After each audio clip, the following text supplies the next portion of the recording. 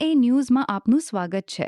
પારિવારિક તથા સામાજિક તેમજ આર્થિક કારણોસર અધવચ્ચેથી શિક્ષણ છોડી દેતા વિદ્યાર્થીઓ એટલે કે ડ્રોપ આઉટ વિદ્યાર્થીઓની સંખ્યા વધી જતા રાજ્યભરમાં એવા વિદ્યાર્થીઓના પરિવારજનોની સ્થળ મુલાકાત લઈ આવા બાળકોને શાળામાં પુનઃપ્રવેશ કરાવવા માટે શિક્ષણ વિભાગના અધિકારીઓ તથા શિક્ષક મિત્રો દ્વારા પ્રેરિત કરવામાં આવી રહ્યું છે।